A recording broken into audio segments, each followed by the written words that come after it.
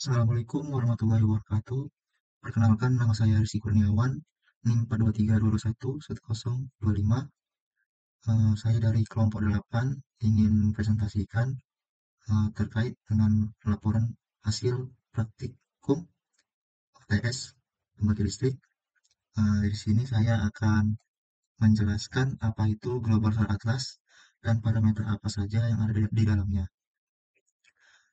Global Solar Atlas adalah alat yang disediakan oleh World Bank Group dan International Finance Corporation atau IFC untuk menyediakan informasi dan peta terkait potensi energi matahari di seluruh dunia. Nah, kalau parameter dalam Global Solar Atlas itu adalah iradiansi atau iradiasi, yaitu mengukur jumlah radiasi matahari yang diterima per unit area. Ini adalah parameter utama untuk menilai potensi energi surya. Yang kedua adalah Solar Resource Map atau peta sumber dayanya. Di sini menyediakan peta visualisasi yang menunjukkan distribusi potensi energi surya di berbagai lokasi. Seperti ini. Kita bisa melihat dari seluruh dunia. Ketiga adalah performance metric atau metrik kinerja. Metrik kinerja yaitu adalah data mengenai kinerja sistem panel surya, termasuk efisiensi dan output energi. Yang keempat adalah climate data atau data iklim, informasi tentang kondisi iklim yang mempengaruhi produksi energi surya seperti suhu, kelembapan, dan cuaca.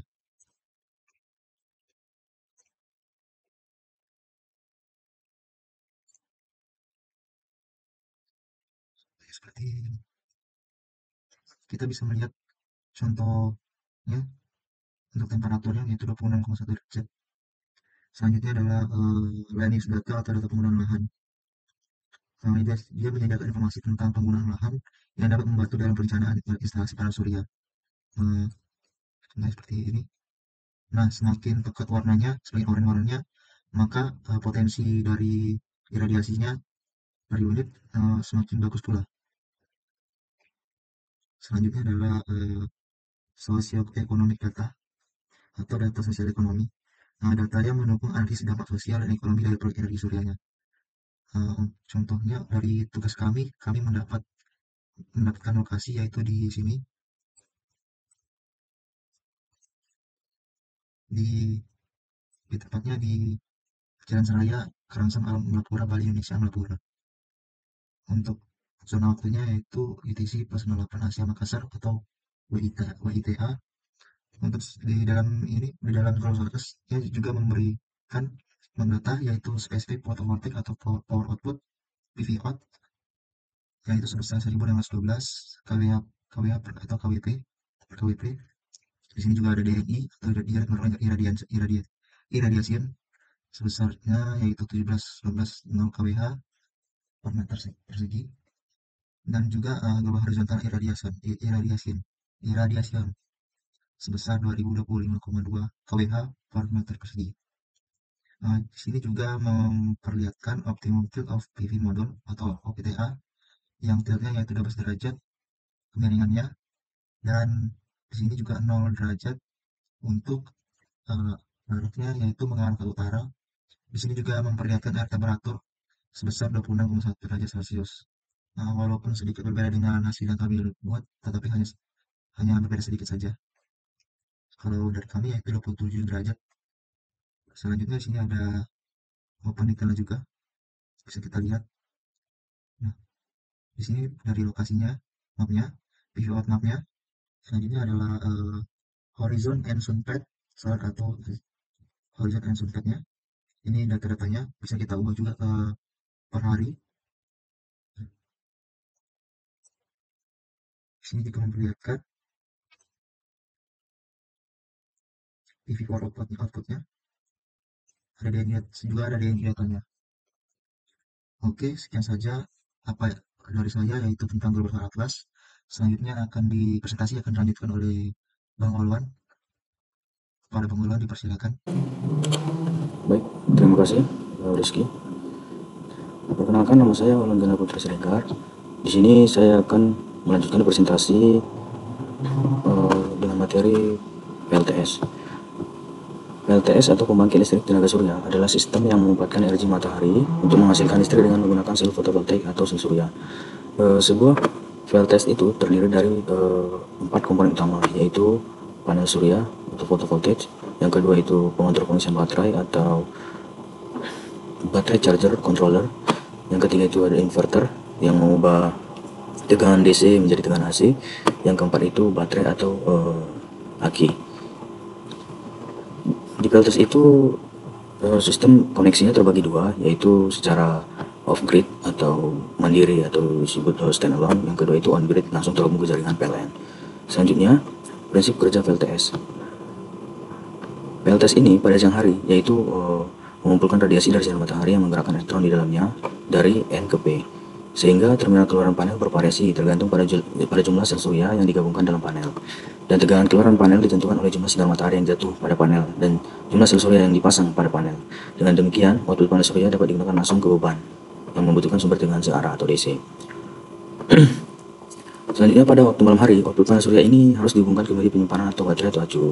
Namun panel surya tidak akan terhubung ke media penyimpanan secara langsung baterai, tetapi perlu terhubung ke rangkaian regulator atau BCA di suatu tempat di jaringan. Fungsi baterai otomatis juga terhubung ke rangkaian ini. Selanjutnya, komponen VLTS. Yang pertama, yaitu panel surya. Panel surya adalah komponen utama dalam pembangkit tenaga surya mengubah energi matahari menjadi energi listrik. Prinsip kerja sel surya adalah menggunakan efek fotovoltaik yang merupakan fenomena yang dapat mengubah sinar matahari langsung menjadi energi listrik. Yang kedua, komponen yang kedua yaitu MPPT atau Maximum Power Point Tracing. MPPT adalah sebuah komponen yang digunakan untuk meningkatkan hasil energi dari modul PP dan meningkatkan keandalan sistem energi surya. MPPT atau disebut SCC bekerja dengan cara mengambil input DC dari modul PP, lalu mengubah tegangan dan arus yang berbeda, mensesuaikan tegangan dari modul PP ke baterai.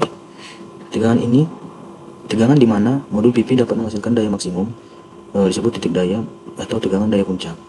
Daya maksimum bervariasi dengan radiasi matahari, suhu lingkungan, dan suhu sel surya. Berikut merupakan gambar perbedaan MPPT dan PWM. Oke, selanjutnya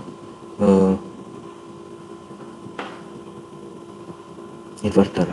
Inverter adalah sebuah elektronik yang memiliki fungsi untuk mengubah aliran listrik DC menjadi AC. Sumber daya listrik DC ini dapat berasal dari berbagai sumber seperti baterai, panel surya, ataupun sumber daya DC lainnya. Sementara itu, arus bolak-balik adalah jenis arus yang umumnya digunakan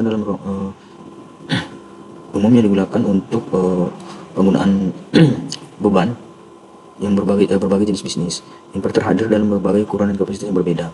Pemilihan ukuran inverter yang tepat sangat tergantung pada aplikasi atau kebutuhan penggunaannya. Di sini terdapat tiga jenis inverter yang akan dijelaskan. Yang pertama itu sine wave atau disebut gelombang sinusoidal. Inverter jenis sine wave ini merupakan yang paling umum digunakan untuk keperluan rumah tangga. Fungsinya adalah mengubah arus DC menjadi arus AC dengan pola naik turun yang mirip dengan gelombang yang dihasilkan oleh sumber daya listrik konvensional. Karakteristik utama inverter jenis ini adalah fleksibilitas dalam mengatur kekuatan dan daya outputnya. Hal ini membuat cocok digunakan dalam peralatan rumah tangga yang membutuhkan penyesuaian kekuatan, seperti lampu yang dapat diatur kecerahannya dan peralatan lainnya yang bisa disesuaikan dengan tingkat panasnya. Selanjutnya, modified sine wave atau gelombang sine wave termodifikasi.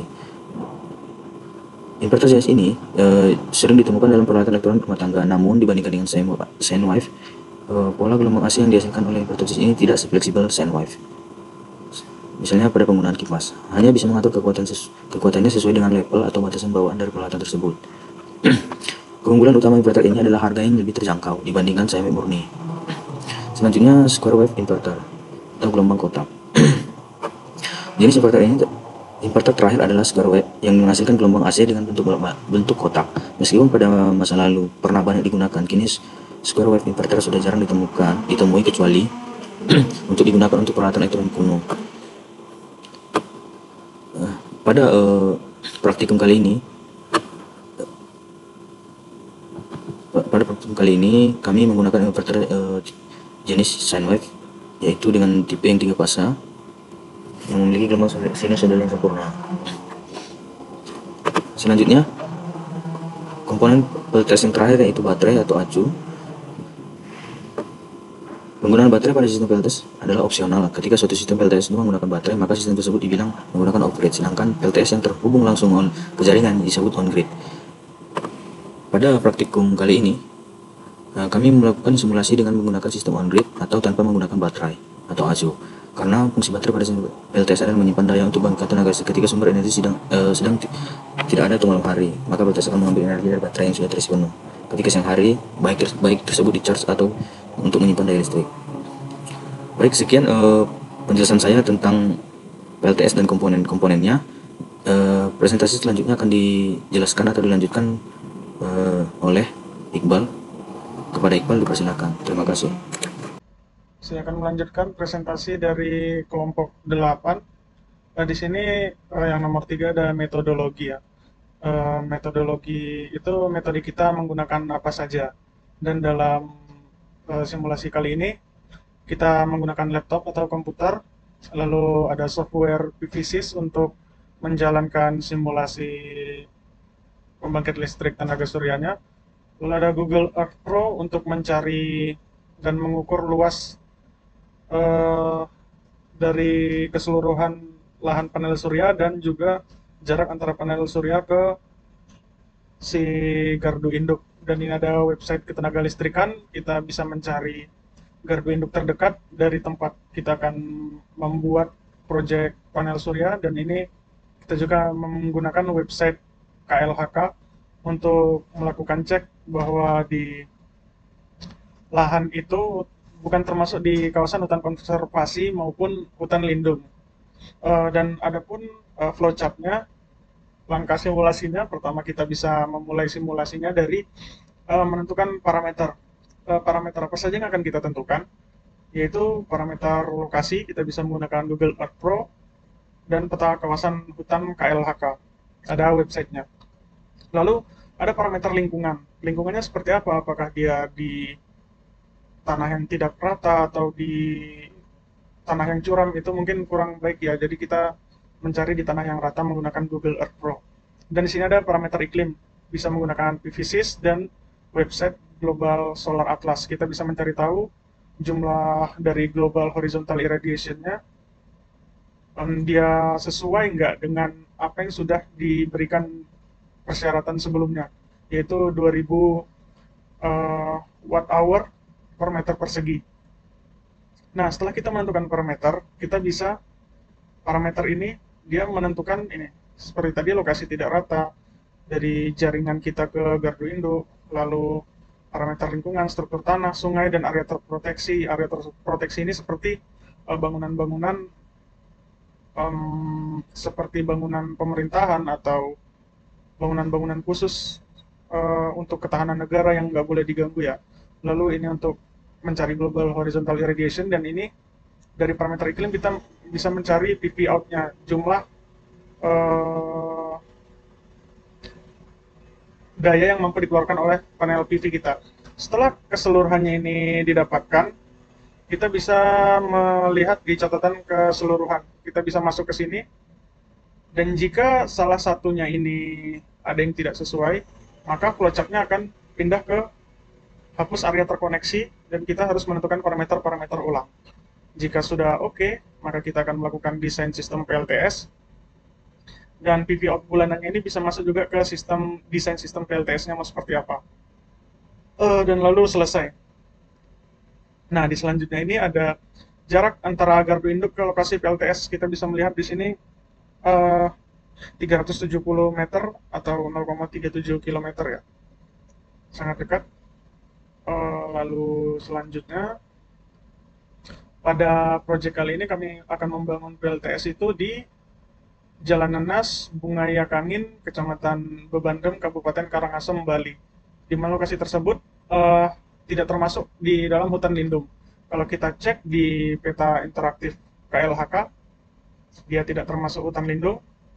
Dan di sini ada gardu induknya, dan di sebelah sinilah dia akan dibangun sistem PLTS 30 MW.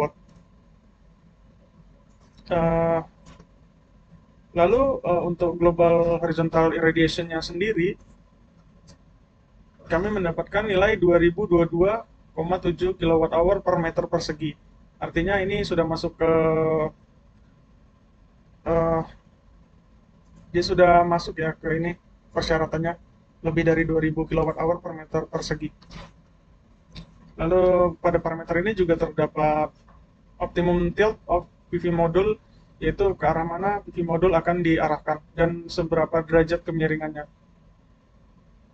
Lalu kita juga bisa melihat di sini ada temperaturnya per tahun di lokasi tersebut. Ini temperaturnya 26 derajat, baik ya, nggak terlalu panas, jadi mungkin si panel PV bakal bekerja secara maksimal. Baik, kita lanjut. Ketentuan untuk output minimal dari PLTS persyaratannya minimal 10 MW AC. Pada sistem ini kami membangun 30 MW peak dengan daya listrik yang dibangkitkan 25 MW AC. Lalu selanjutnya kita bisa membuka software PVSys untuk mengatur tilt dan azimutnya. Nah, di sini setelah kita memasukkan data dari lokasi Amlapura ini, maka kita bisa memasukkan untuk nilai tilt dan azimut. Di sini tiltnya 12 derajat mengarah ke utara. Karena kita bisa lihat untuk ini chartnya, dia sudah di paling tinggi, sudah di paling maksimum. Lalu kita melihat perhitungan luas area yang akan dibangun dari modul ini. Kami di sini menggunakan modul 550 WP dari Longi Solar dengan total modul 54.545 buah modul. Nah, ini memakan total area 139,420 meter persegi atau 13,94 hektar, nggak sampai 14 hektar. Artinya, kami hanya membutuhkan 0,5 hektar untuk membangkitkan daya, untuk mendapatkan daya sebesar 1 megawatt peak.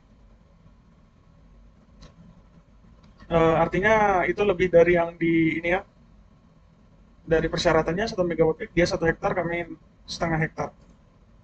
Dan untuk pemilihan inverter dari desain sistem PV ini, disarankan kita menggunakan inverter yang high tier ya, yang tier atas, yang terbaik lah, supaya si inverter ini bisa bekerja secara maksimal, apalagi kita membutuhkan daya yang besar ya, secara terus-menerus dari si inverter ini. Nah, di sini saya menggunakan inverter dari Sungrow dengan daya 25.000 kW, tegangan operasi di 800 sampai 1300 volt. Bisa di 50 atau 60 Hz. Nah, di sini kami menggunakan 10 buah inverter, jadi totalnya ada 25 MW peak.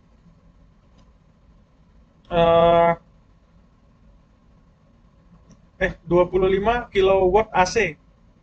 25 kW AC ini daya yang sudah dijadikan dari arus arah menjadi arus bolak-balik ya. Dengan overload loss, ini untuk desain sistem si panel suryanya sendiri, saya membuat 26 buah panel ini disusun secara seri, dan dari total 54.545 panel tadi itu 26 disusun secara seri, dan itu menjadi 2098 string. Nah, jadi 2098 string ini. Lalu untuk summary-nya, maksimum PV power-nya itu ada di 29.225 kW DC, dan untuk AC power-nya itu 25.000 kW AC, dan daya rasio antara daya si DC ini dan AC ini adalah 1 dikali 1,2. Selanjutnya kita bisa melakukan run ketika tadi sudah selesai di sistem ini.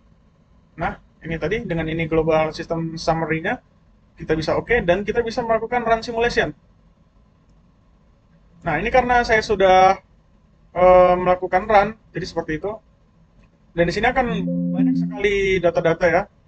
Ada performance ratio, ada daily input output diagram, dan di sini yang paling penting itu kita bisa melihat di sebelah sini main result-nya dari keseluruhannya dia sistem kita ini.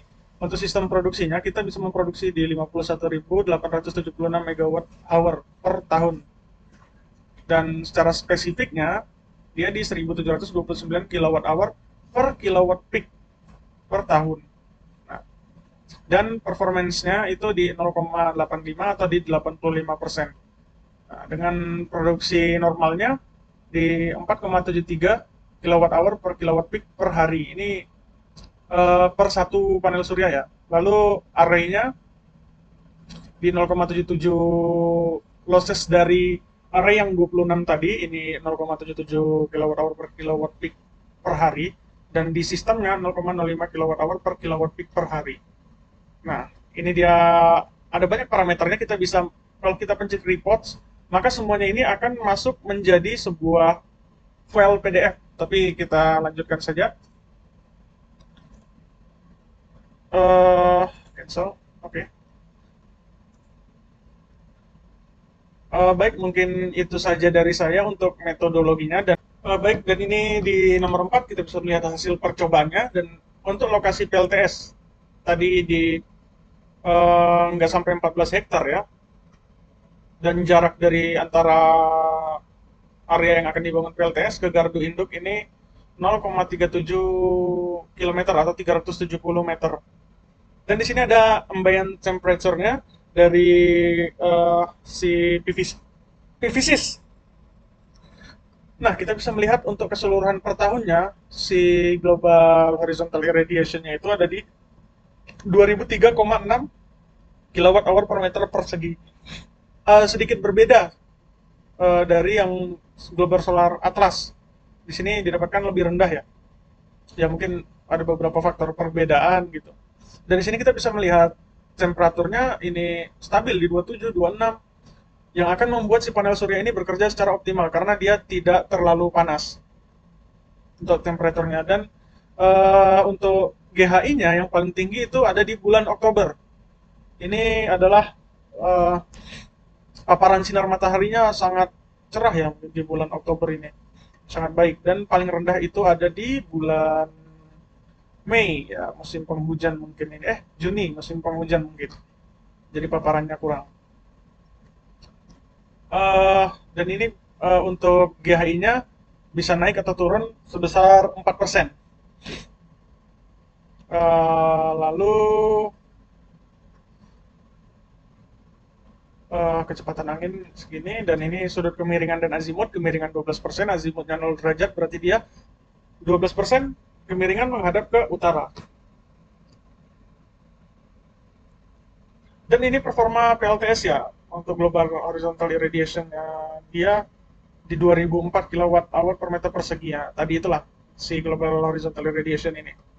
Lalu effective radiation on collector, efektifnya dia mendapatkan di 1989 kWh per meter persegi per satu PV. Tapi dia dikalikan dengan 139,427 meter persegi di total si panel PV tadi ya, 45.454 buah. Nah, jadi dikalikan. Efisiensinya itu di 21,56%, dan array nominal energinya di 59.806 megawatt hour.